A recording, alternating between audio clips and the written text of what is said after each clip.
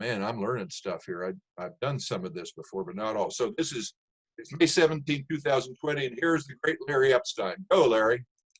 Hi, Dan. Are you ready to go? Yeah, everybody, you may want to go to speaker view. There's a speaker view where you click on, it's on the upper right hand in mine, but I'm told it's other places. I'm going to click on that now. So what I see is Larry Big, and I see 3 or 4 people, but not everybody. So, but we do need to see Larry Big. So Larry, go. All right. This is a unique opportunity for all of us. I think today, Dan and I and Callie and Mary Lee have been practicing and lining things up. With Callie's help, I brought in my favorite map. I'm a map person, and I wanted to share a map that's located off my right shoulder here with all of you. I will tell you that those of you who've been to the fight site with me, and some of you have, and those of you who watched the video I made reference to at the Montana Historical Society, thank you for what they call the hits. I'll get a little number by my name, and they'll leave that one up. But I will tell you, I was out there yesterday with 16 intrepid explorers from Great Falls, and we read from the journals and hiked up to the top of the bluff and then into the fight site. Something I always enjoy doing. This was my first trip of the year, and the wildflowers are out, and it was just gorgeous. Dan, how is the audio? It's good. Okay, good. That's been our biggest bugaboo. The map and the fight site visits. I can tell you that Jerry Garrett, whose name has come up while we're logging on, and Callie and I, and 2 of our friends from Cutbank, the Salways, he's a member of the Little Shell Band, spent the 200th anniversary in 2006. We spent the night and the next morning camped at the fight site reading from the journals. And wow. Of all the things we did during the bicentennial, it's funny how, it's ironic how your local event, even if it's one you dreamed up yourself, was very important in those days. And it was to Callie and I think to Jerry, and I know to the Salways. Callie and I will be going out there to camp in June again. We're currently sequestered and isolated in the little village of Essex, Montana, population about 20 when our local inn is closed, which it is now. And if for those of you with a map of Montana, we are directly between the Bob Marshall Wilderness and Glacier National Park. Glacier National Park's out our window here to the north, and the Bob Marshall Wilderness, I can see out the window that I'm facing to the south. And this will be my first attempt, and maybe my last, to try this Zoom lecture thing. I really applaud the chapter for organizing this. Dan's waving, what's that mean? I forget. Well, actually, that means I'm saying hello to Karen. You just joined us. Oh, I see. Hi, Karen. I'm going, what the hell? First, that you're speaking a little slower. Yeah. So. Yeah. Callie's the producer director here. She's just off screen. And Dan is the cameraman. So they've gotten their credit. To heck with them. This will be unusual for me because one thing we've learned while we're practicing for this is that I have to speak much more slowly than those of you who know me are accustomed to hearing. So submitted with that apology. So let's get started. Dan asked me to talk a little about how I got involved in the Lewis and Clark story, and then talk about this map, which is one of my prized possessions, and then talk about the fight site. So how did I get involved? In about 1961 and 1962, I was part of a newly formed little Boy Scout troop. And by little, I mean, it was only 8 of us, located about 20 miles north of Cut Bank, adjacent to the Blackfeet Reservation. Some of the kids lived on the reservation. And we wanted a badge called the Historic Trails Award. So in 62, we did a trip down the White Cliffs of the Missouri and drove a pipe in the ground with a mile marker at all the campsites. And 2 of those are still there, I can tell you that, 60 years later, almost 60 years later. And the rest of them, of course, floods and iron hunters have picked those up. So then following that got us interested in the story of Lewis and his encounter with the Blackfeet in Glacier County, Montana, where Callie and I grew up. And so our scoutmasters, my dad, Ben, and my scoutmaster, Bob Anderson, they used it as a learning tool to learn topographic maps, compass readings, charts. And Bob Anderson, who was a pilot, World War II pilot, had a plane and he flew us in groups of 3 over Lewis's route from the Great Falls to the fight site and back. And we went out and found the site, marked it, and got us started. And then I left and went to college and frankly never took a history class, much to my remorse and chagrin. Don't ever tell Moulton that. Anyway, I came back and threw in with Wilbur Warner and Jim Nelson, who were practicing law in Cut Bank after I completed college, the Navy, and law school. And Callie and I moved back to Cut Bank. And Wilbur Warner at that time was part of a brand new group called the Lewis and Clark Trail Heritage Foundation. In fact, he was the 4th president of that group.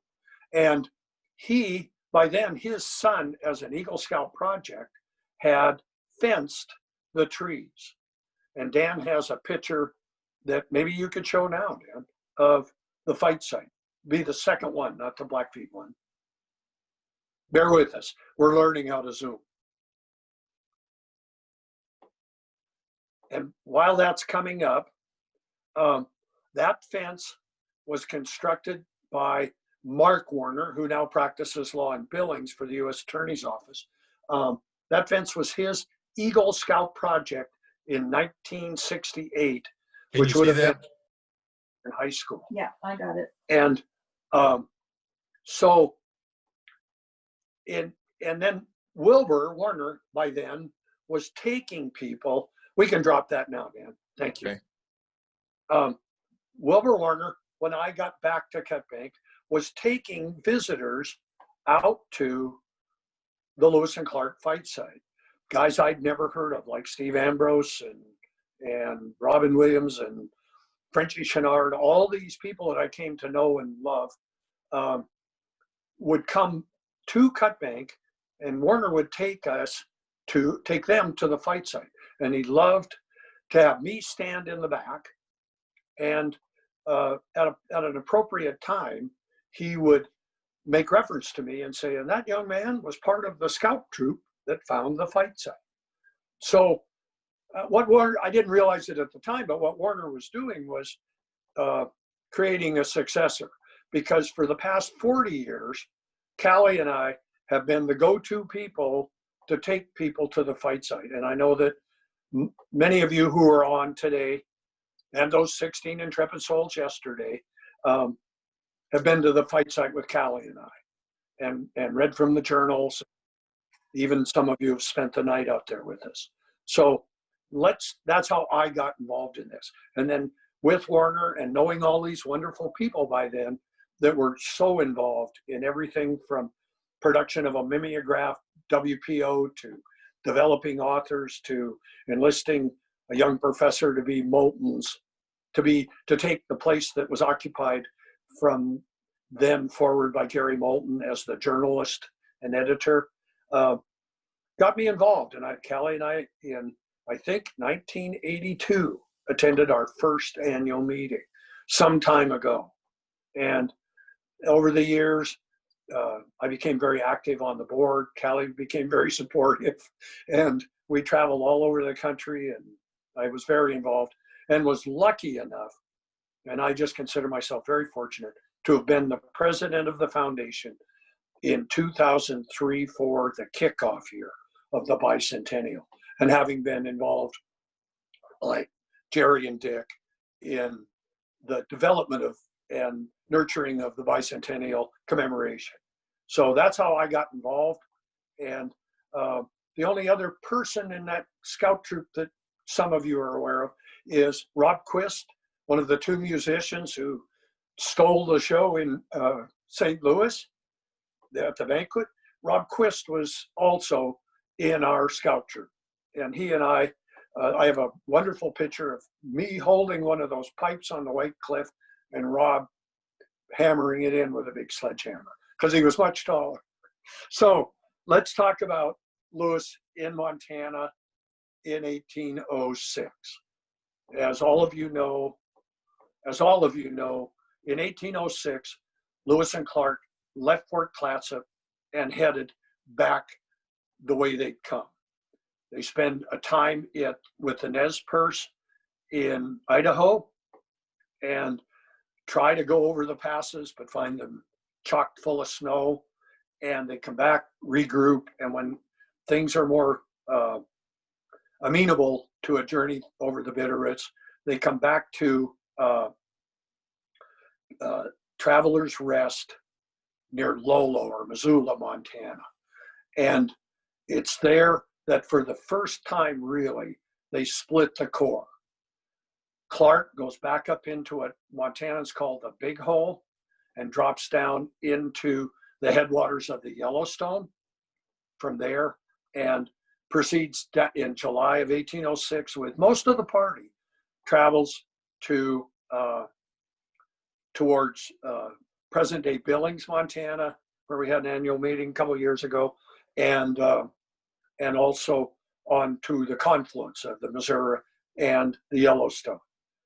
Lewis goes the way they should have on the way out, and he goes over the Blackfoot directly to the Great Falls, where the caches are, where the boats are, and he has some time there. He has a difficulty with some runaway horses and sends his wonderful assistant Drouillard out to retrieve horses that have wandered off. And then in late July of 1806, Lewis makes a determination to explore the country of the Blackfeet. And frankly, that was against all advice of those natives that they've encountered over the course of the 1805 and early 1806. Everyone said that is a pretty efficient group. They're very protective of their territory, and we wouldn't recommend you go into Blackfeet country. But Lewis's charge was from Thomas Jefferson to explore all of the waters drained by the Missouri. So Lewis picks 3 of the best traveling companions a person could have in 1806 in this environment. The 2 Fields brothers, Joseph and Reuben, and Drouillard, the one Lewis calls Drewer, D-R-E-W-Y-E-R, and they gather reasonably good horses and proceed north directly from Great Falls, straight north, to intercept the Marias, the river they'd seen and voted on the way out at Decision Point near Fort Benton at Loma, Montana, where the Marias and the Missouri confluence is. And that's the beauty of this map.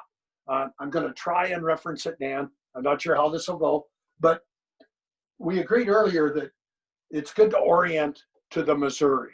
Those of you who have a map handy or can look at one after this, you'll see I'm pointing on this big map to from Great Falls to the Three Forks, that section of the Missouri. Lewis has come across and intercepted Great Falls over what Montanans, or what eventually become named Lewis and Clark Pass, even though Clark, of course, never saw it. He's following the Nez Perce road to the bison, road to the buffalo, Nez Perce and Kootenai Salish travoy trails that are still there. The ruts are still there. It's another place I'd like to take all of you at some point. Is up Lewis and Clark Pass. He drops into the Sun River and goes to the Great Falls. Relocates some of the caches, but not all. As we all know, the cache with a lot of plant specimens at Great Falls is gone, as well as, to the men's dismay, the cache with the tobacco in it. The ropes of tobacco left when they went out. So Lewis is at Great Falls. And when you look at a map of the Lewis and Clark expedition, all maps of the Lewis and Clark expedition, in the upper portion of the Montana map, there's always this little loop, this little one-off kind of side round trip that's north from Great Falls, about 40 miles, maybe 50. And then Lewis says to the north of west, up the Marias River. And he follows the Marias River in late July 1806 with his 3 companions to where the rivers we now call the Cut Bank and the Two Medicine, which is the Indian name for it, form the Marias. Another stream called the Badger also comes in there. And at that confluence, because remember, he's going north, he's checking out the furthest most drainages of the Missouri. So he goes up the Cut Bank. He camps a couple of nights. And then on the 3rd night, if you look at that loop where he's on the Cut Bank, when you look at it, there is a point where it flattens. There's like a flat top, or almost as Lewis says, to the south of west.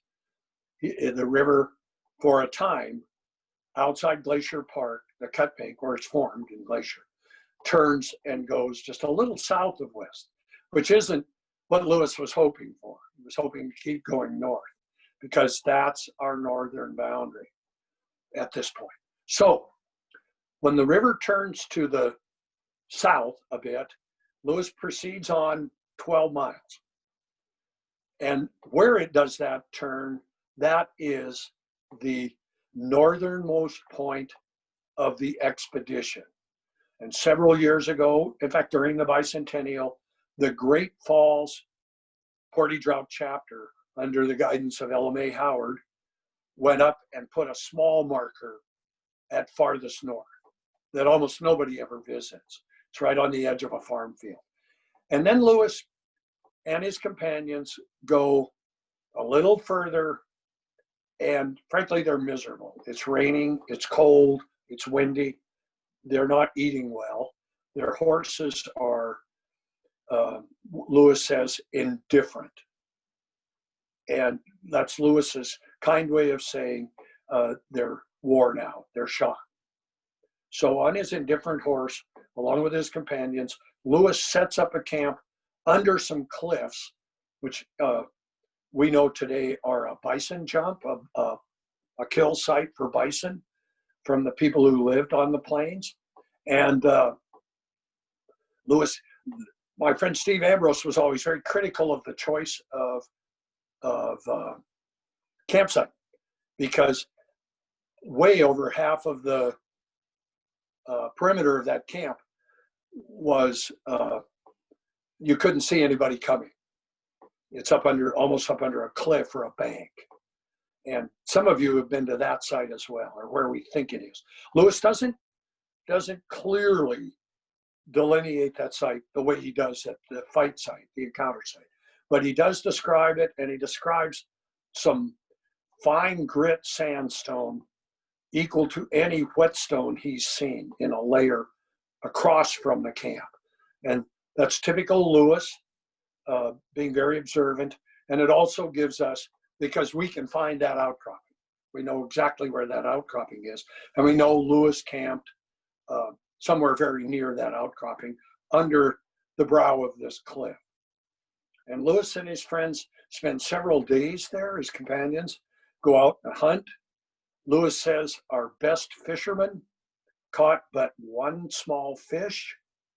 And Lewis they're able to kill a bison from which they take the sweetbreads and they make what Lewis calls mush of cows. And then some pigeons land near them on 2 occasions, and Lewis and his companion, one of the Fields brothers, are able to turn those pigeons into the nightly dinner twice. And but as far as deer, they're one of their better foods in that area. Yeah, there just isn't any. And the men who go out and hunt and explore from that site tell Lewis that there's lots of lodges, which would have been the teepee poles, we call them today, the frames of places that have been occupied fairly recently, and that there's obviously people around somewhere. And Lewis is hoping at that point to avoid any encounter with the Blackfeet. So Lewis spends some time there. He really wants to get a longitudinal position of that spot, but the sun never comes out all the while he's there. It's rainy. And he says that on the very last day there, when he's decided to go, he says, I delayed leaving until 9 a.m. in order to get a sunshot. And finding that he couldn't, he elects to leave. But he also notes that his trusty Harrison's chronometer, his most expensive piece of equipment, stops. It quits. And he says, I set her to going and she ran as usual. And this was a real surprise to Lewis. That clock had never stopped. He reset it and it ran just fine. But he says, we now take leave of this place, which I now call Camp Disappointment. He's stealing a line or a name off a map on the West Coast where he just spent the winter. Cape Disappointment, a British map maker, had named a spot just outside Astoria as Cape Disappointment. But Lewis calls this one Camp Disappointment. And Lewis says they crossed a small stream and flowing to the east and south of east. And and he mentions that there's a lot of willow in this quarter. And when the Great Northern Railroad civil engineers and map makers came through to build a railroad, they were using Lewis's notes and making reference to it. And they named that little stream Willow Creek, which to this day is its name on the maps. So Lewis rides south. By this time, the day before, a couple of days before and the day before, Duryard has gone over to what Lewis calls the main branch of Marias River, which today we call the Two Medicine. And he says there's more game, there's timber, which would be the cottonwoods that grow all along the Two Medicine, and it's a more pleasant route home. So in 1806, Lewis takes leave of Camp Disappointment, rides south and a little to the east. He gives the headings as they leave and where they go. It's pretty easily followed. You can follow it very easily on a topographic map. And Lewis intersects the Marias River South Branch, which we call the Two Medicine, just above a major stream we call the Badger, and the Badger Creek. And Lewis talks at that point about the two streams being of equal dignity, though he says the Badger is runs more clearly given the recent rains, that the Two Medicine itself is turbid and cloudy, which it would be after 4 or 5 days of rain. It's going to be that way tomorrow because we're expecting a big rainstorm. So Lewis says they go to the confluence, they kill a buck and dine, which would have been typical of their travel mode, where they would move a ways and then in early afternoon eat and then keep going till nightfall. They take some of the meat with them, and that's where Lewis divides his party. He takes the two Fields brothers with him, and he goes up above and to the south of the Two Medicine River, but he sends Dirk down the bottom to hunt for the night's meat. And so Duryard's in the bottom, and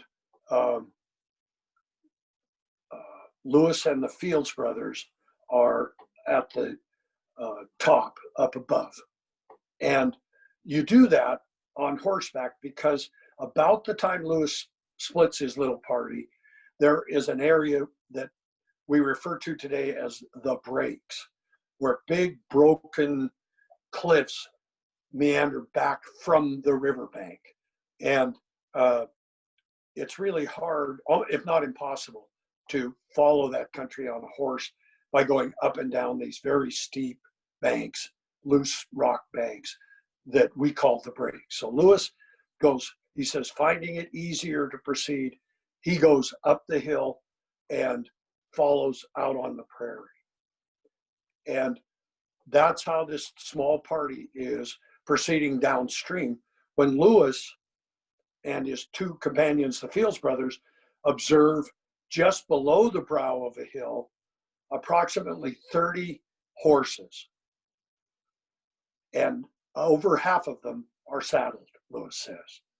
And by the use of his spyglass, as Lewis says, by the use of my spyglass, I looked over there and saw there were 8 Native Americans looking down onto the river from the top of this hill, I presumed at Drouillard.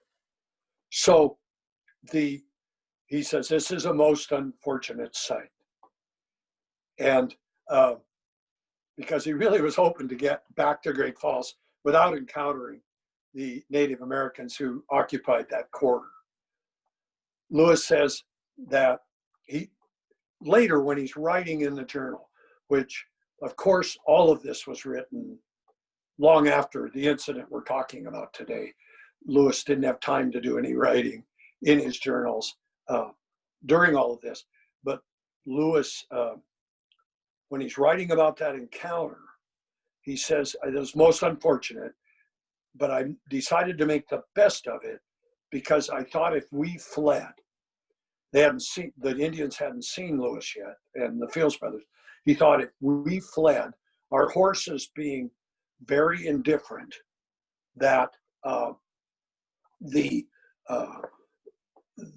natives would have no trouble catching us.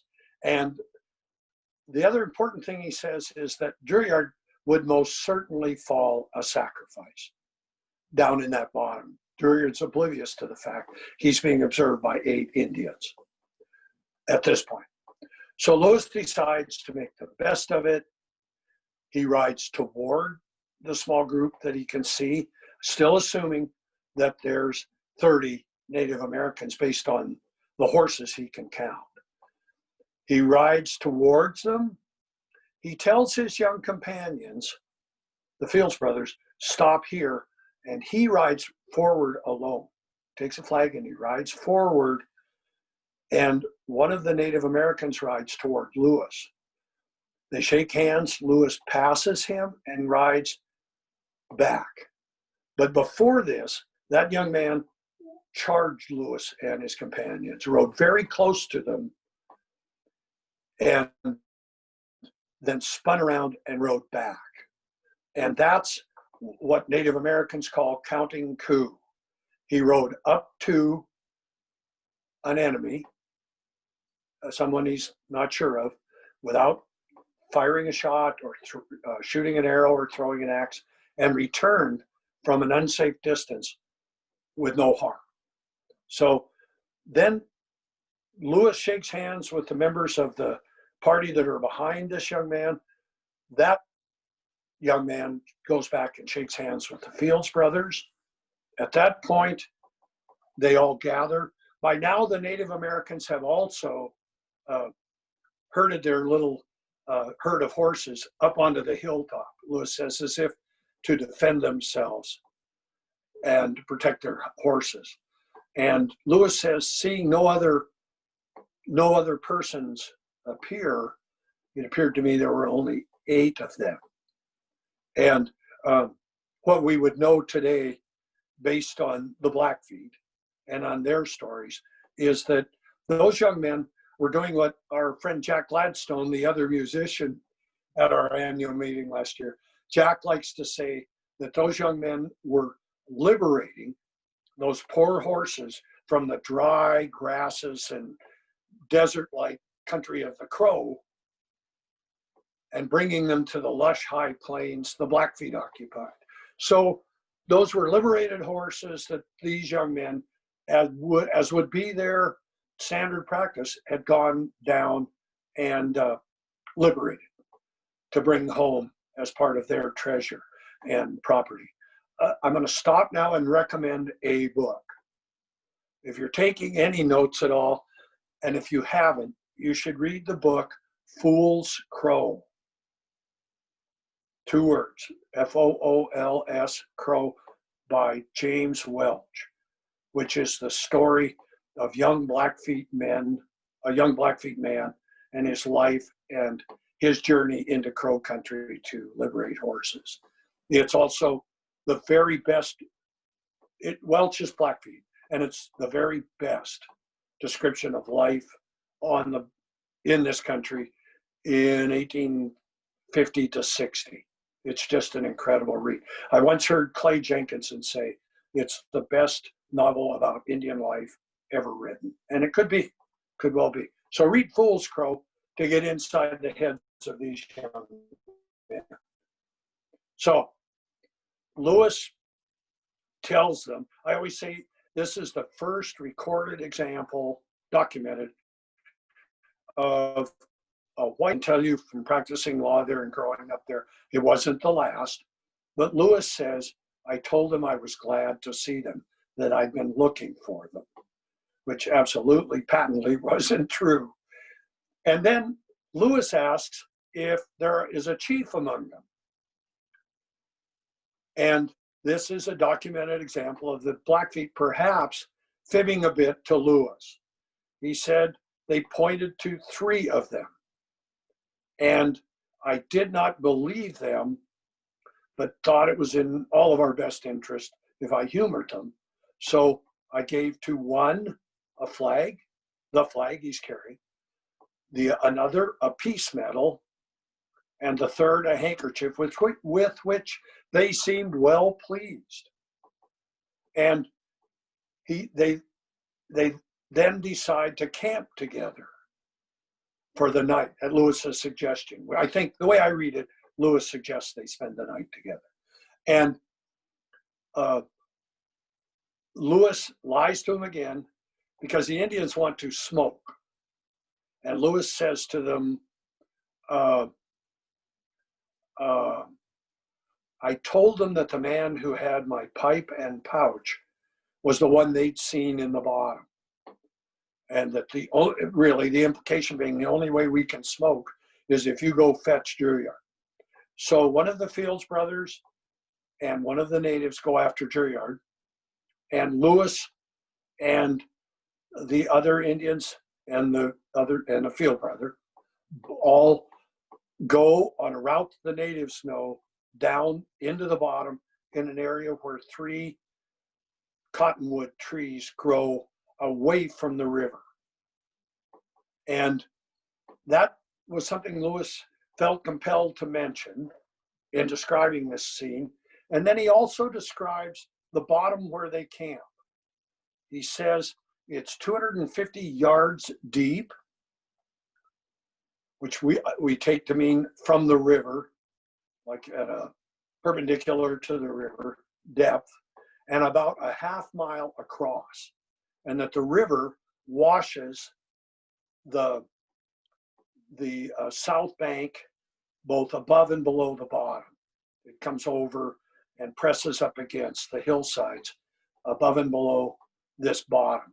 Lewis describes perfectly the site that I believe is the fight site that we're talking about today, and the 3 trees. Cottonwood trees along rivers grow right on the river and depend on the river to flood periodically for nutrients and moisture. It's rare to see a little stand of cottonwoods grow away, but there is a little stream that floods and comes out of that bottom, and a spring that by August or September, you can see green grass right up to these trees, but nowhere else. It is the site Lewis describes. Now, a word from my other friend, Bob Bergantino, who, using meets and bounds and measurement, believes the campsite is upstream about 1.5 miles from where I take you if you come to see the fight site. It doesn't have the big niches behind it, and it doesn't have a bottom. It could be that the 1964 flood altered the landscape some, but not that much. So Bob and I, occasionally the Portage chapter rolls Bob and I out to debate this site. And while I have a tremendous respect for his location of nearly every campsite on the trail, he and I disagree about that. So anyway, Lewis is there, and he says he found them to be very fond of smoking, and they talked till about 11 o'clock at night. Lewis tells these young men that he's been from the river that drains all of this, up the river, across the mountains to where the sun sets, to the great water where the sun sets, and that he has encountered many tribes and has done his best to bring peace to all of them and make them love one another. And that he's hopeful that these young men will see fit and their tribes to be friends with the what Lewis calls the Tushpaws, the Kootenai Salish, who are on the west side. And these young men say to Lewis, and this is all in sign language, and he says with much help from Juilliard, who we know is the interpreter all along the trail, he says they agreed and said it would be just great to be friends with the people from the west side, and showed Lewis that many of them had cut their braids because they'd lost family members or friends in little battles with recently. And to this day, I can tell you the traditional Blackfeet grieve. They may have a Catholic mass burial or a Methodist burial, but the old timers and even the young people will show up at that service with freshly cut braids. They mourn by cutting. Their sign of mourning is to cut their hair short. So Lewis says several of them showed him that they cut their braids to do the truth. Now Lewis tells them that he's going to establish trading posts and invite the tribes from the west to come trade in Blackfeet country. And there's nothing he could have said to those young men that would put them more ill at ease than that. It would be the parallel I draw today would be the Middle East, and saying to a Jordanian, I'm going to invite all those Israelis and Palestinians and everybody in the neighborhood to trade at this little stream in your territory. So Lewis tells them that he's going to set up trading posts and invite all of their enemies in to trade for rifles and pots and pans and the things that they trade for. The young men tell Lewis, speaking of trade, that it is about 1.5 days ride north to where they trade with what would be the Hudson's Bay Company at that point. And Lewis estimates that, given how he and Clark evaluate how tribes travel, generally they assign a 25 to 30 mile per day travel to Native Americans on the move. And Lewis says that would be 50 miles north of where they were that night. The post would have been one called the Rocky Mountain House, north of Calgary, and would be about 180 miles actually, as the crow flies. The other thing of interest to Lewis was that they say there is a white man camped with their main band upstream on the Two Medicine, and that my phone rings. That's what happens at Zoom meetings. It's probably a political call. Anyway, give me a minute to regroup. The natives say that there is a white man with their main band camped about 1 day's ride upstream on the Two Medicine, which would be at about the it's my niece. We'll survive this. Says that there's a white man camped with them about 30 miles upstream, about to where we assign what's called the Holy Family Mission. It was a place where the Blackfeet wintered and main bands would have stayed. And these natives kids tell them that there is another band in the Broken Mountains, which today we call the Sweetgrass Hills, hunting. And that they expected that band would be going to the confluence of the Marias and the Missouri at what we today call Decision Point, or at Loma, Montana, any day. And that's exactly where Lewis is headed to meet with his men. So that he's not enthused about it, but Lewis does say if some of them would go with him to the confluence, with he and the Fields brothers and Drewer, that he would give them 10 horses. And that, because Lewis isn't going to need horses once he's back on the Missouri. He's got boats. And these young men don't assent to that. I think it was above their pay grade to decide to accompany Lewis anywhere.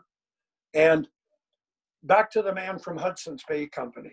Actually, we know from reading Hudson Bay records in Montreal that there were two of David Thompson's party that spent that summer and the winter prior. There were two Englishmen staying with the Blackfeet in this area. And I actually have, somewhere I've written down their names. A Hudson's Bay expert helped me look that stuff up. So anyway, Lewis says, I found them very fond of smoking, and I plied them until long into the night with the tobacco, and they talked, and Lewis gave his traditional speech, which we all know was usually quite lengthy. And I can relate what happened, but I think Lewis, in his memorandum that we call the journals, his CYA memorandum to President Jefferson, I believe written once he's aboard those boats and safe, I think Lewis tells the story best about what happened at daybreak on this day in 1806. So I'm going to read a bit from the journals, which is my main approach to taking someone to the fight site. We get comfortable and read from the journals. And I'm going to read what Lewis has to say about this incident. So bear with me here. I have to put on my readers. And Lewis says, I took the first watch tonight and sat up until 11:30. The Indians by this time were all asleep. I roused up Reuben Fields and laid down myself. I directed the Fields to watch the movements of the Indians, and if any of them left the camp, to awake us all, as I apprehended they would attempt to steal our horses. This being done, I fell into a profound sleep and did not awake until the noise of the men and the Indians awake me a little after light in the morning. And that's how he sets the stage. July 27th, 1806. This morning at daylight, the Indians got up and crowded around the fire. Joseph Fields, who was on post, had carelessly laid his gun down behind him, near where his brother was sleeping.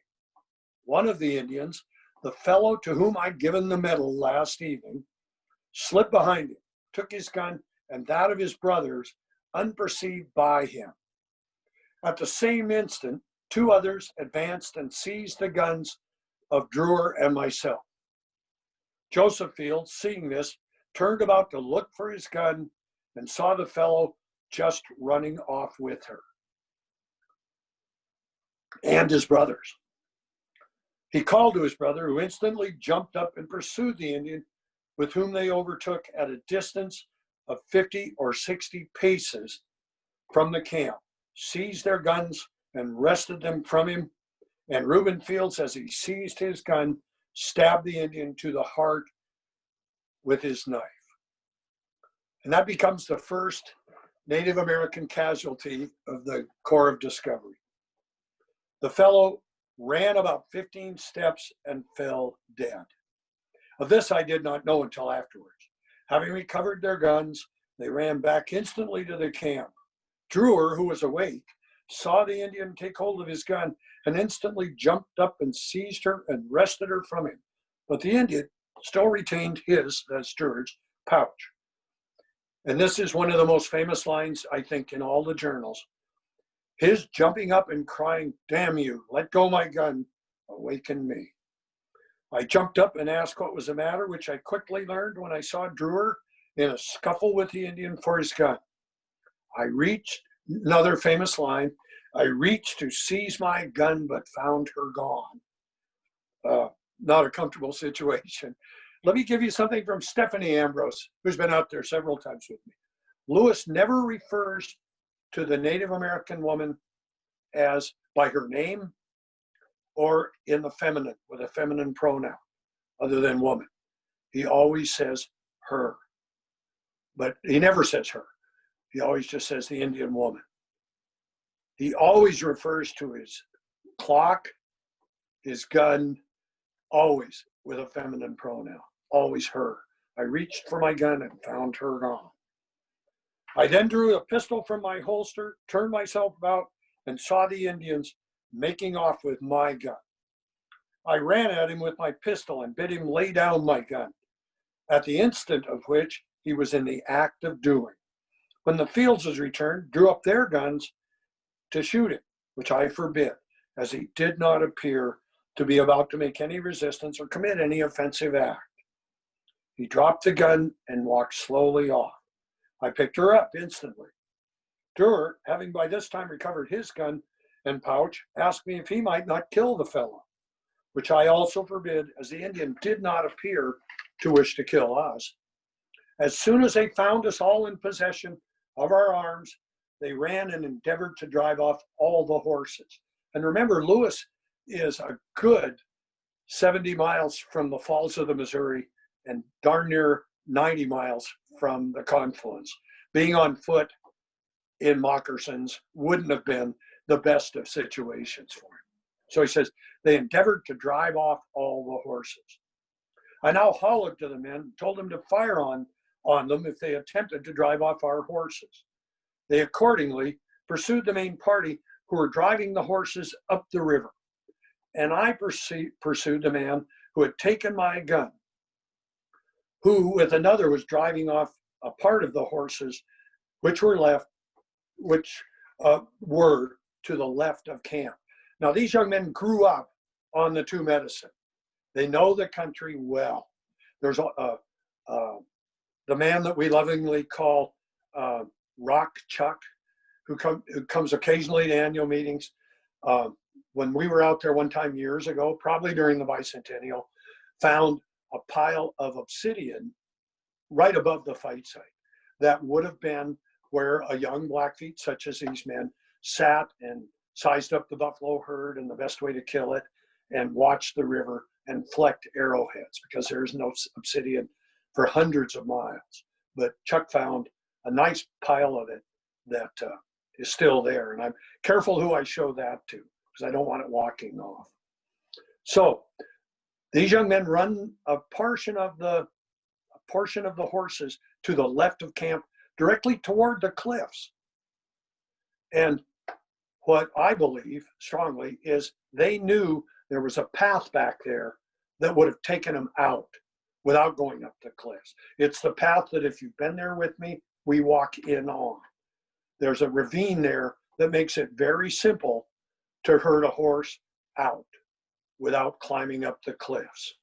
So that's what these two young men were doing, is going a way they knew, I believe, and that Lewis didn't. I pursued the man who had taken my gun, who with another was driving off a part of the horses, which were to the left of camp.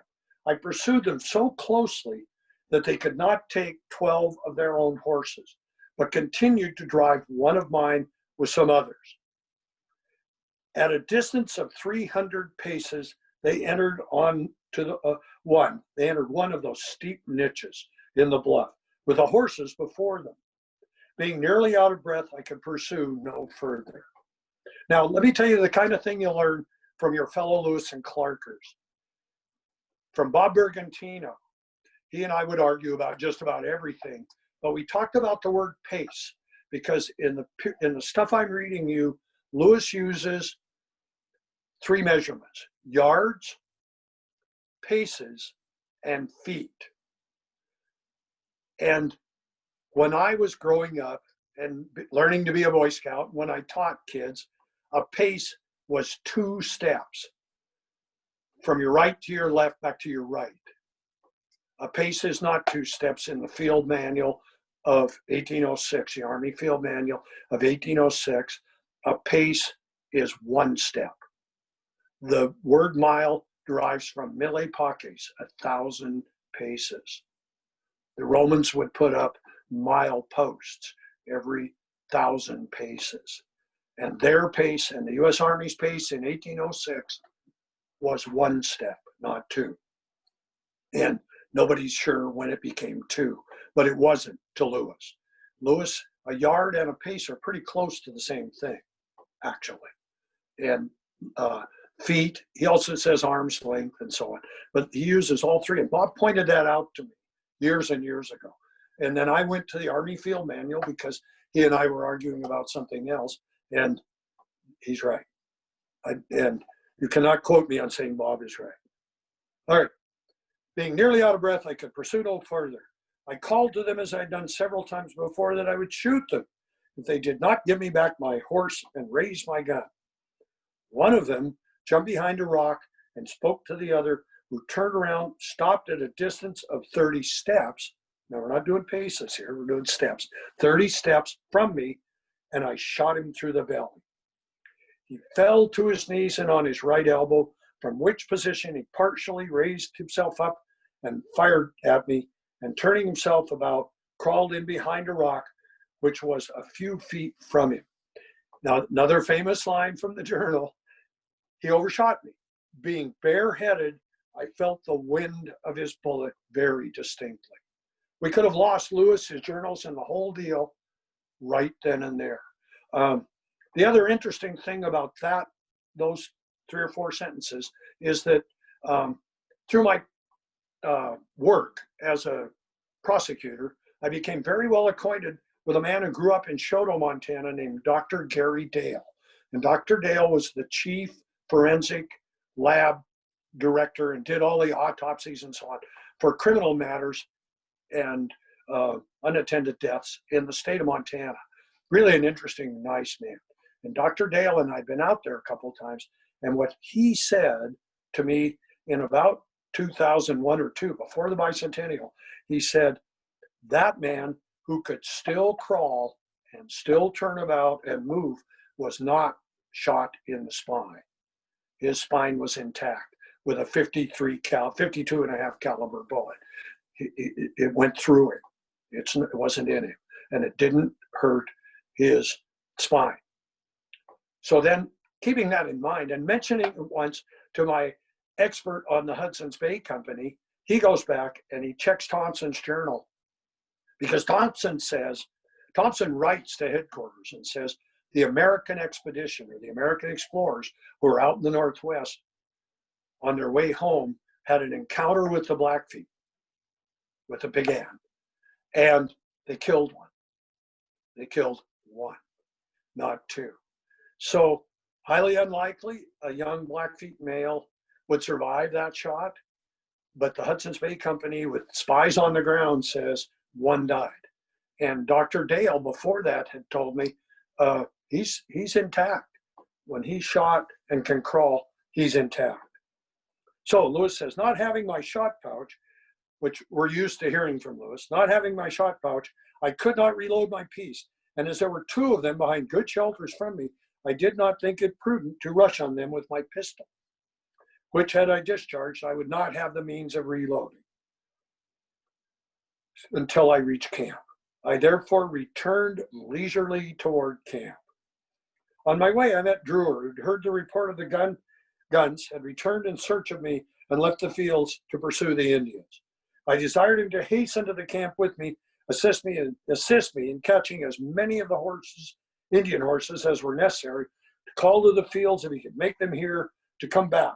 That we still had sufficient number of horses. This he did, but they were too far away to hear it. We reached camp, began to catch horses, saddle them, and put on the packs. The reason I hadn't, now here's Lewis writing to his friend Jefferson, his commander. The reason I had not my pouch with me was that I had not time to return the 50 yards to camp after getting my gun before I was obliged to pursue the Indians or suffer them to collect and drive off all the horses. We caught and saddled the horses and began to arrange the packs when the fields returned with 4 of our horses. We left 1 of our horses and took 4 of the best of the Indians. While the men were preparing the horses, I put 4 shields, 2 bows, quivers of arrows, which had been left on the fire, with sundry other articles. They left all of their baggage at our mercy. They had but 2 guns, and 1 of them they left. The others were armed with bows and arrows and eye dags, which is a skinning type knife with a hole in the handle for your index finger to an eye dag. It's a dagger. The gun we took with us. Now, I can tell you that the people yesterday were inclined to believe that the natives wouldn't have had any guns by 1806, but they've been trading with the Hudson's Bay Company for what we call trade rifles for a long time. They were crummy little pieces.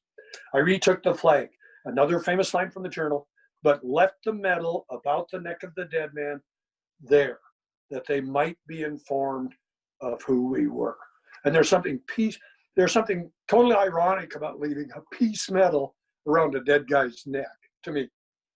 We took some of their buffalo meat and set out, ascending the bluffs by the route we had descended last evening, leaving the balance of 9 of their horses, which we did not want. Then he gets an accounting from his men. The Fields brothers told me 3 of the Indians whom they pursued swam the river, 1 of them on my horse, and that 2 others ascended the hill and escaped from them with a part of their horses. 2 I had pursued into the niche. 1 lay dead near camp, and the 8th we could not account for, but suppose he ran off early in the contest. So Lewis talks to his men, gets an accounting as a good officer would, and they head out. They ride and ride and ride. In Montana in July of 1806, daybreak would have been before 5 a.m. This morning, it was getting pretty light here in Essex at 4:30. So up on this part of the world, the days in July are long. They're getting shorter, but they're long. Lewis would have started out his day, I think, around 5:30. They rode till dark. They stopped lunch for a couple hours to eat something and proceeded on. And then they rode till dark, rode a couple hours after. And Lewis says that the small ponds on the prairie, which he describes as flat as a bowling green with but little prickly pear. He crosses what we today call the Teton River, that named by the French trappers, and what Lewis names the Rose River for its rose hips that he's observed there, and also Birch Creek, which Lewis calls Battle River. They ride on. The men want to go pretty much to the Great Falls by Grog Springs, and Lewis says, no, that'll slow us down. We owe much to the lives of our companions, and we owe to our own safety. We must travel as fast as possible. By the time they set up camp, they've come 120 miles, according to Lewis, in one horse ride. And those who ride horses can tell you, even Lewis wasn't ready for a 120-mile horse ride. He also says that the moon through the clouds gave us much light to travel till they finally stopped. And it's a pretty easy thing to do to check and see that that day in 1806 was the day following a full moon. The night they camped was a full moon. The next night would have been a very lightly, a beautiful moon to travel on the prairie by. They ride on. Lewis says to his men, if we are attacked, we'll tie the horse bridles together. We will stand and give our lives dearly to defend our instruments, our journals, and ourselves, no matter who attacks us, and desires that they adopt the same resolve. And Lewis, to me, a famous line, although it doesn't get the press, Lewis says that the little Indian pony he's now on served him very well, and in fact, much better than my own, and gave me but little reason to complain of the robbery. And then by dint of one of those incredible coincidences that are throughout the journals, the fortunate coincidences, Lewis and his men arrive where the Marias and the Missouri converge, or just above it, and they hear a gunshot. They hear a report, Lewis says. It was the men he'd left behind hunting on the other bank. They all arrive at the same time, which is pretty incredible. Lewis and his crew turn loose the horses, load up the boats, head down the Missouri with intention of rendezvousing with Clark at the Yellowstone. Clark has been there and left. Lewis wants to spend enough time there to get a solid longitudinal reading. And Clark's left one of his famous notes on a pole saying, the mosquitoes are bad here, I'm out of here. And Lewis does a little grousing in the journals about his friend Clark at that point. But they do rendezvous. They end up heading downstream. As all of you on this call tonight know, or today know, Lewis eventually takes a bullet to his rear end, or creases his rear end, spends the rest of his trip face down. And I want to end this today by observing two things about Lewis the botanist. When he rides into the Two Medicine River for the first and last time, after he's been on the cut bank, he says, I remarked that I saw those three types of cottonwoods I'd seen, the narrow leaf, the broadleaf, and the Columbian cottonwood, which I'd not seen this side of the Continental Divide. And it turns out the Marias is the only place anyone knows of where all three types of cottonwoods occur naturally. And Lewis, traveling fast and getting out of Blackfeet country, takes time to note that. And then when Lewis is face down and they're carrying him into camp and back out on the pirogue, he identifies a plant he missed, probably in northern Iowa or southern South Dakota, that he missed on the way out. And the very last reference to a plant, a new plant in the journals, is from that situation. Lewis, the botanist and the incredible observer, observes that. So that's what I've got for you today. And I'll take questions from anybody but Jerry here. That's how that is. All right. Larry, Dick Williams, I've got a question. Sure. Lewis was trying to send the Blackfoot a message by leaving the peace medal. Is there any, to your knowledge, oral history through the Blackfeet tradition that they got any message, or what did the Indians actually feel about this? Do you have any ideas? Let me tell you about the Blackfeet version, which pretty much sums it up. Nobody ever is referenced until at Monticello during the kickoff. The Blackfeet had a wonderful contingent there. And one of their tribal councilmen, who's a friend of mine named Jimmy Sangador, had a medal around his neck. And he said, yeah, I dug this up on the Two Medicine. And I said, any idea if that's authentic, what it's worth? Knowing that Roger Wendlick had sold one, or purchased one, I think purchased one, for a substantial six-figure sum. So Jimmy tells me that, I'm being skeptical, and then the next day he goes, no, I bought it at the Interpretive Center in Great Falls. It's just a replica.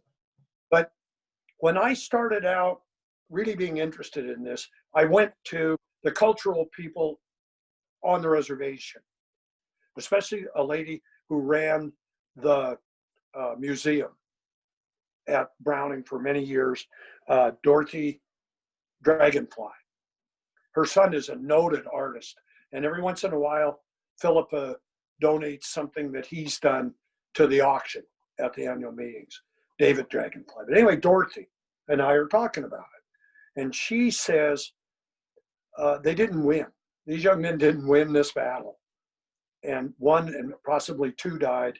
They didn't go back and brag about it. And so it didn't make it into the oral tradition, although George Bird Grinnell in the late 1800s interviews a young man, an old man, who claims to have been there, and we did the math. If he was 13, he would have been 89 at the time Grinnell talked to him. But this man claimed to have been there. And the Blackfeet say that the young man who did die to the stab wound was named Side Hill Calf Looking. They memorialize him, and they are confident that's the name of the young man who died at the site. But as far as a story about it, no, they don't. They didn't. They just didn't. And you know, their tradition is all oral, and there are so many stories among the Blackfeet. I'd give you another book to read about life among the Blackfeet at that time. It's called Common and Contested Ground by a man named Ted Binnema, Dr. Ted Binnema, at the University of British Columbia. And it is a phenomenal work, very readable work on what life was like when the tribes primarily fought amongst themselves, even among bands derived among the Pagan Confederacy. There was lots of fighting going on. So, no, the short answer is no, they didn't have much tradition. Thanks, Dick. Yeah, thanks. I have a Anybody else? question. I have a question. Can you hear me? Yeah, Linda Vogt. Yeah, thanks. Do you think that this battle that Lewis had with the Blackfeet was the cause of many years later when Juilliard was killed by the Blackfeet? Or do you think that anger or whatever toward Juilliard was more rooted in the trading patterns that were going on at that time? It's a great question. Could be both. It could be a little of both. I don't think I opt for the latter. You know, the Hudson's Bay Company wasn't interested in colonizing. They were interested in gathering furs. So the Blackfeet and their counterparts of the Gros Ventre and even the Kootenai Salish and all the way to the coast, they could go out and trap some beaver and wolf and bear and even muskrat and trade it for guns, ammunition, and spirituous liquor, etc., as Lewis says. And so there was no threat to territory. The model for the American Fur Trade Company and all of its counterparts was more sending in trappers, sending in armies of trappers who staked out portions of rivers, set up posts. And although the Hudson Bay Company set up posts and so on, they didn't seem a threat to the natives. They weren't perceived as much a threat. Where the members of Shoto's company, Shoto and Clark's companies, and those that came up into Montana, you know, when Drury dies, he's inside a fort and elects to go out at some point, and becomes the only member of the Corps that I'm aware of who ends up still in Montana to this day, near Three Forks. But I believe strongly that it was the latter. I think it was the model of how you trap and trade that caused Drury to lose his life, and Coulter to have to do his incredible feats of running, all those different things that happened to American fur traders that didn't happen to the Hudson's Bay people. Thank you. Thank you. Good. Thanks for the question. I like that. Anybody else? I've lost video completely. Good. Oh, Oh, turn it because- back on. You're for you. Okay. Can Oh, I ask there a we go. question? Yeah, go Dan. Would you point out as best you can on the map the various passages over the Rocky Mountains? The one you referred to, which was a better pass, which Lewis used on July whatever 1806, and where they went in September 1806. That would have been south of where the better pass was. On the way out in 1805. Yeah. Yeah. And unfortunately, this map has been laminated. It has a shiny surface, and the colors chosen by the people who produced it in 1995 chose fairly hard to see colors. But what this map was used for and developed by the BLM, BIA, Forest Service and Park Service, and the state government of Montana, was used as a planning document. It didn't come in paper form originally. It was on my first ever thumb drive. You plugged it in, and there are little circles that you could click on, and it blew up the Three Forks, and Three Forks, the place where they encountered the horses first, the Great Falls, and so on. And there would be information about that place that planners could use. But, and so everything on this map in orange, which would be all the way across to the Great Falls, and then up the Missouri. Remember, Lewis is going to stay on the Missouri to its headwaters till one of the men can stand astride the once broad Missouri, and to where they encountered those Nez Perce people with horses on the Idaho-Montana border above Dillon. So they go all the way across and around. All that's in orange, clear off the map through Idaho to Spokane, basically, on this map. So, and Lewis never saw an Indian till he gets beyond the Three Forks, all the way across a very highly inhabited piece of ground. Charlie Russell had a wonderful picture of the pirogues moving upstream on the Missouri, and Native Americans on the bluff above watching. And certainly they had what Lewis calls intelligence of Lewis. But Lewis gets all the way across. So orange on this map takes you over, wanders you about Lost Trail, and then takes you through above Traveler's Rest, down into the Loxon, Idaho, and onto the Columbia, the waters of the Columbia, and to the Spokane, where the lady rescued them by speaking up for white men from her teepee. So that's the way out. On the way back, they follow the same route, all the way to Traveler's Rest. They know the route, and they know the campsites. They even stay in some of the same campsites, but they stay at Traveler's Rest. And that's where, when I talked at the beginning about splitting the party, and so purple on this map, which may not show up very well, is the road home. They come this way on the orange and purple, and they go up here through the Three Forks up. And it's at the Three Forks, basically, where they split the core. And Clark takes the Yellowstone.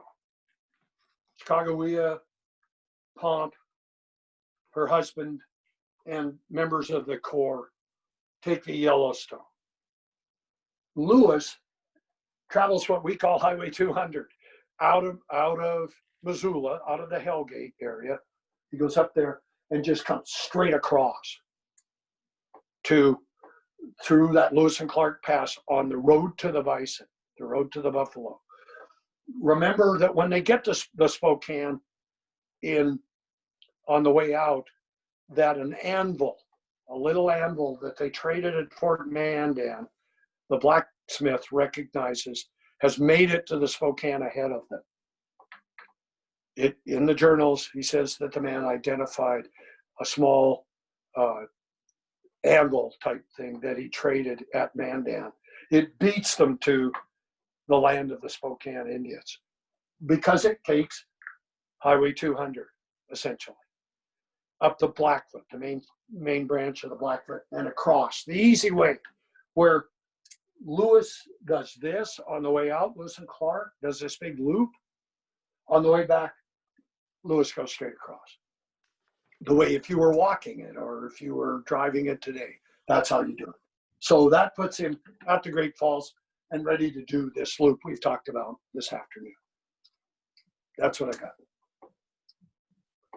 Dan, the other thing I can do that I did for the group yesterday is, and maybe I already did I send you a list of assigned readings?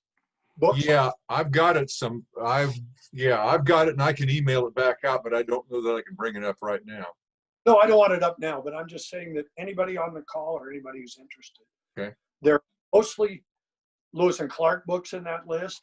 Okay. And then a book, the best book ever written about homesteading, called Bad Land, and a book written about from one woman's homesteading diary called One Sweet Quarrel. And I don't have, and Fool's Crow is on it. But I also really like James Tom's, Dark Rain Tom's husband, James. I like his book a lot. That's fiction, written from the first person from Drouillard, joining the expedition up to the time of his death. That I think's, knowing Jim Tom, that was well researched. He spent a couple days at the fight site just walking around, getting a feel for it. He saw things through. And if you haven't read it, I highly recommend that. It's just a great read about the expedition. So, okay. That's So anybody who wants Larry's reading list can email me using the email that I sent to you. And send an email to me, and then I'll get Larry's list back to you. I think Dan, it looks like Roger has a question. He was waving his hand. Yeah. Okay. Roger. Thank you, Richard. You said these were, I think you used the word teenagers.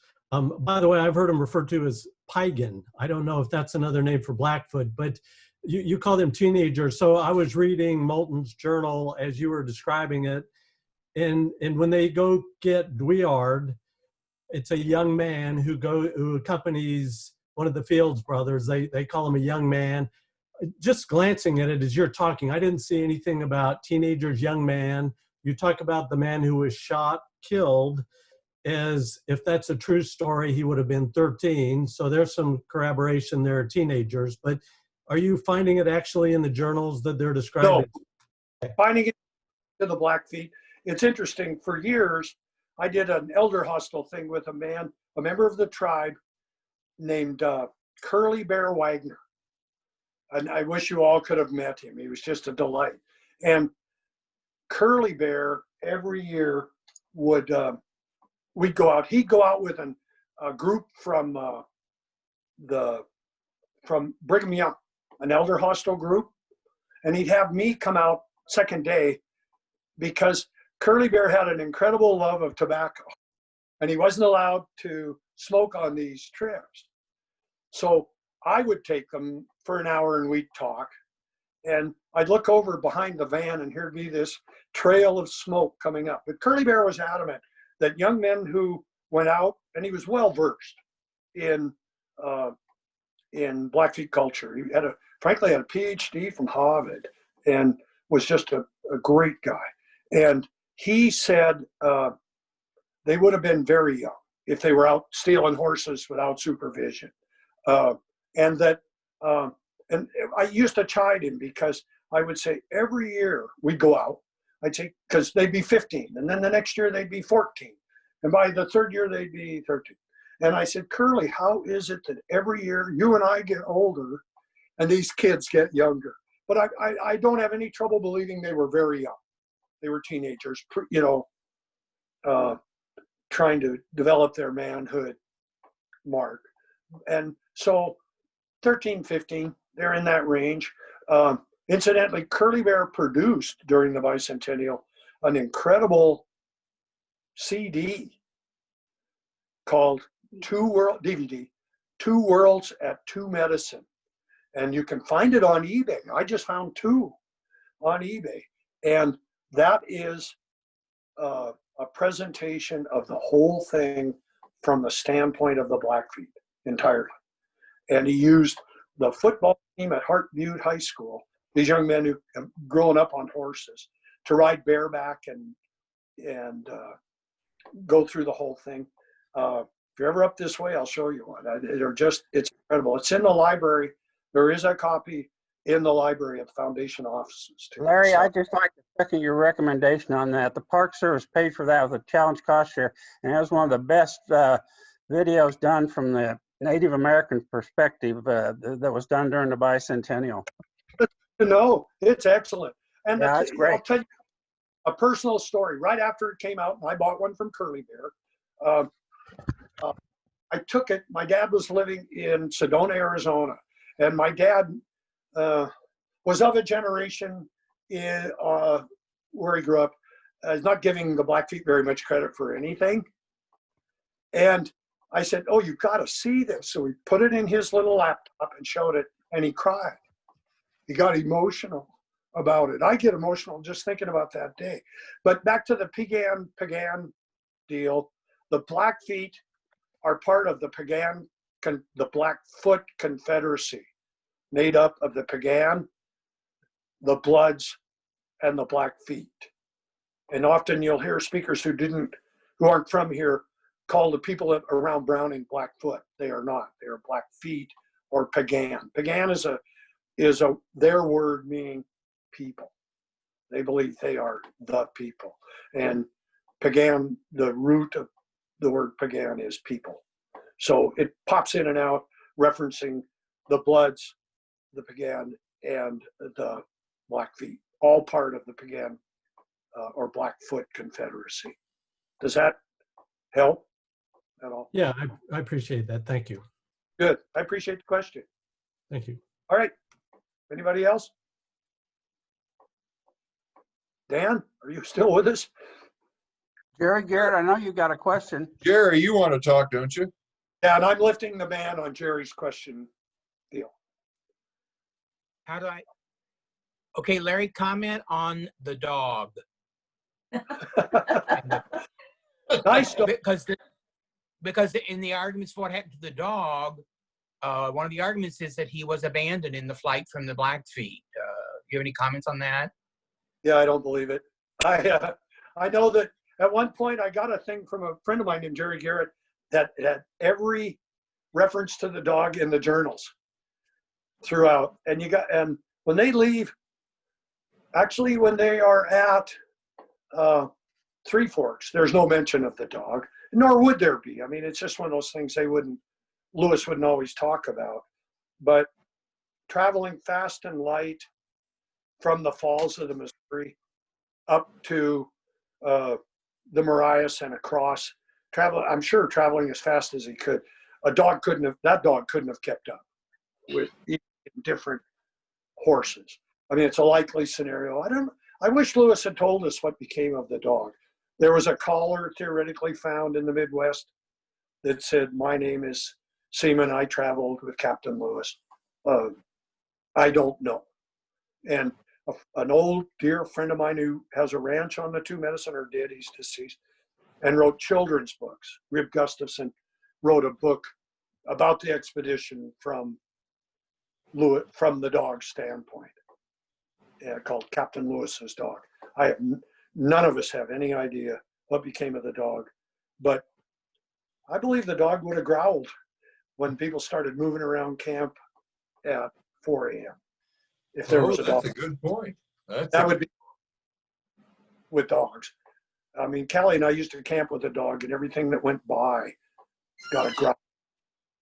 So we quit camping with dogs. But, very fond of that dog, but he never mentions what happens to the dog. Right. The last mention of the dog is on July 15th, which is about 2 weeks before the unfortunate encounter. So we white people like documented stuff, and that's the last documented reference to it. None of it. Thank you for the little note this morning. Okay, who else? Everybody can talk now. This has been a delight for me to see what we can do with Zoom. Now it's changed our lives. So I appreciate, Dan, you putting this. I have to go from this to a Norwegian. My wife's Norwegian, so all her brothers and sisters are getting together for 7. Mai, which is today. Oh, it is Norwegian Independence. So there's another Zoom meeting after this. Tell her it's 1,000 running the weed case by. Thank you, Larry. This has been really interesting, and thanks for the book recommendations too. You need to go there with. Yeah. All right. Larry, I want to tell you the audio turned out great. And Callie, where are you, Callie? She's right down there, Where's Callie? right there. There's He was Callie. high. It was Callie's idea to move the repeater thing from one place, modem from one place to another. And boy, I was sweating the audio as of a couple days ago, but your audio has been good. Been perfect. Excellent. It all turned out well, very well. Yeah. So can we have some pie, Callie? Some rhubarb pie. Oh, I love pie. His first. I had it before breakfast. It'll be dessert tonight and Gone. breakfast tomorrow. Sounds like a great breakfast. Marilee and Dan can vouch for rhubarb pie. Oh, yes. yes. All right, Okay. we got here. Thank you, everybody. Dell, you want to say something? No, I just threw a little comment. So great to be here from, I'm close to Philadelphia, so I love that I was like the East Coast representation. Yes. Great to Patty, And, Patty, thank you for joining us too, from Patty and Jerry. Yeah, So Jerry. did we have all 4 time zones represented by any means? oh, We have the I think Chris Hodges is back from California, so maybe, well, no, not the Pacific, right? No, So we had 3 time zones. I'm home. 3 time zones. and Cal. I would really like to be included in the one in June. Okay. At least an invitation. Chris, hold up your hand and tell us about your talk in June. Chris Hodges. Yeah, my talk's going to be about accumulation of wealth on the frontier. How do you, this was not a subsistence culture or economy, and where did the money come from? So I broke it into 3 phases. One has already been alluded to, which was the fur trade. The second one was acquisition of land. And the third was the merchant class that came in the 1820s and 30s. So I'll be covering the time period about 1790 to 1840, when the economy was really developing. And of course, we've already talked a little bit about the fur trade today. Oh, just excellent. I want in. Larry, did we ever tell you how great you are? Yeah. You're a scholar and a gentleman. Bye, everybody. Nick, it's better, my friend. Bye. Bye, everybody. Thanks again. Thank you. Thanks, Larry. I don't see anybody who has to talk, do you? have a question for Dell. Dell, Can are you on? Can you leave I her just, on? am I still there? It doesn't have anything to do with Lewis and Clark, though. Oh, Dell, oh, there you are. Okay, go ahead. I started to leave, but I was, Go ahead, Marilee. Well, I was just going to ask you how your friend Nick is doing. The last I saw, he was showing some signs of waking up. yes. This is my friend, Nick Cordero. He is an, you know, actor, singer, person, friend. I did waitress with him, and he has been, he has, you know, COVID-19 and so sick. And so were you updated that he did lose his leg? They had to amputate his right leg. Okay. Yes. So he started to wake up on Mother's Day, and he and his wife Amanda have a little baby boy who's just so cute. And he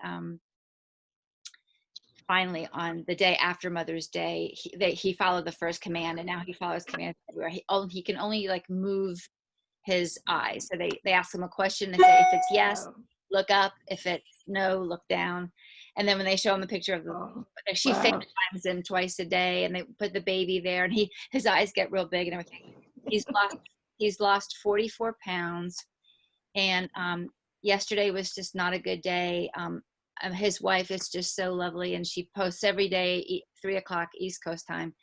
3 o'clock West Coast time, 6 p.m. We all get on Instagram, and they just cannot get rid of this infection in the lungs. The COVID ripped his lungs up. There's no way he can have like a lung transplant or anything, would not survive it. And they put that vacuum and they suck out this, and he's already on these super strong antibiotics, and they sweep that out. So he's still on the ventilator, but they took it out of his mouth and it's in his trach, but it's still breathing for him. And we're on almost day 38. I feel like it's getting scarier and scarier, but thank you for asking. And there are so many people now are praying. So if you have a minute, but her name is Amanda Kloots, Amanda Kloots.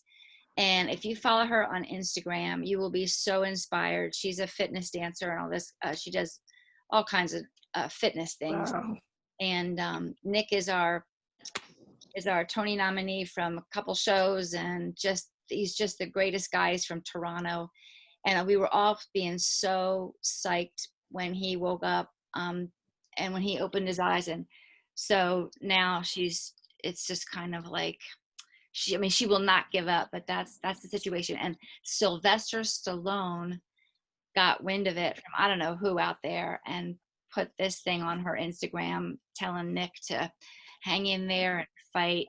And Amanda has met another couple, and he's in Cedars-Sinai there in Los Angeles, Cedars-Sinai, and she feels very confident and wonderful, but she can't see him. And when she dropped him off that day at the ER, she just said, call me when you're done, and I'll come and get you. And it just went as it could go. So we are on a huge prayer chain, and so I have to believe that he'll be okay. And but thank you so much for asking, because it was going so great, and then all of a sudden just a little bit of a dip. I'm not going to be pessimistic, because she isn't, and she doesn't want anyone to be pessimistic. So but she's lovely, and when she gets on at 3 o'clock West Coast time and hits that, what they do is they play a song that he wrote. It's a rock and roll song, and how funny that the song is called Live Your Life.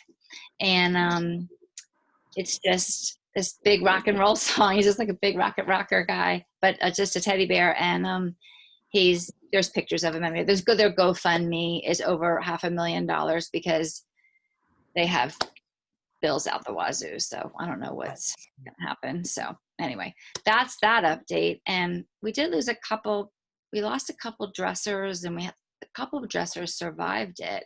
One guy from the Today Show was really sick, and he made it okay. A dresser from Phantom of the Opera, she's dressed there for like ever. She did not make it. Another dresser today found out he didn't make it.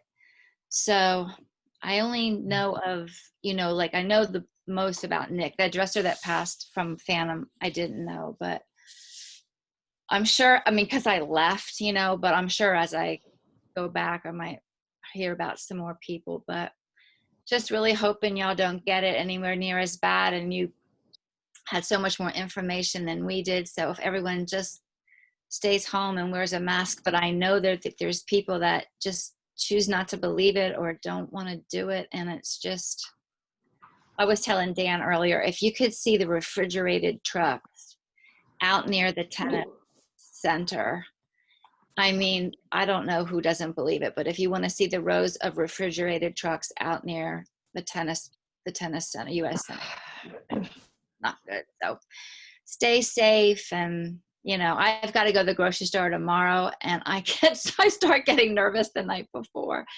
This area is not too bad, but we're on the rise. Philadelphia is a pocket, very hot.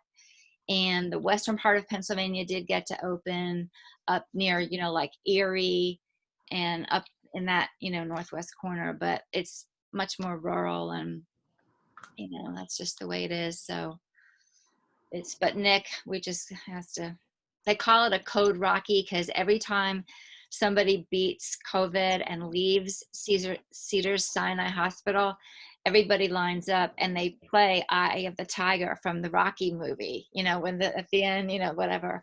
And that's why I guess Sylvester Stallone, you know, so they're like, come on, Code Rocky. So that, if you see his name and anything about Nick Cordero. So, but did I send you the music video, or did I tell you about the music video from Waitress?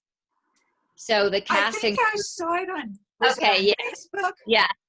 I think I saw it on Facebook because you were in it. Yeah, because I'm in it. Like I'm in like one. Everybody has like one line of it or something. So my college roommate saw it, and somebody else called me from Rhode Island and said they saw it. So it's different companies are like doing his song, this Live Your Life, and just cheering him on, because Amanda's saving all of this for him to watch when he gets strong enough to be able to watch it. And so they asked him about if he knows that he lost his leg yet. And she doesn't think they told him yet, because they're just trying to get him to get his mouth closed. So he's very, very sick. But yeah, I'm on one. There's a beautiful one. Another group did an acoustical version of it. They're in the back of a pickup truck, and they just have these beautiful those white lights that you kind of hang out in the summer, you know, like in a tree. And they did Live Your Life acoustic guitar. That's beautiful, and all shot in all black and white, kind of at night.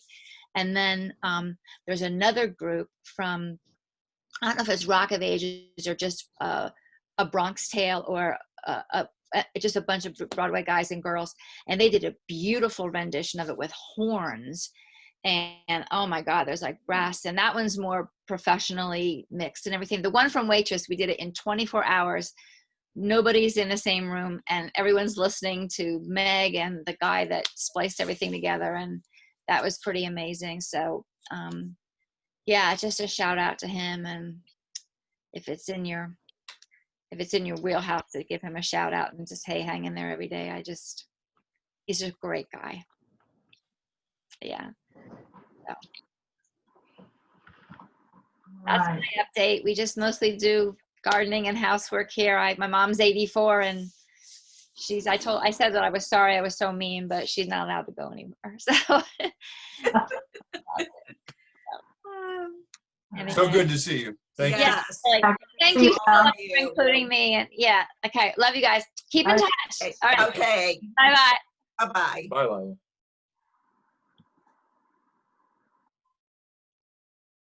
Well, I'm going to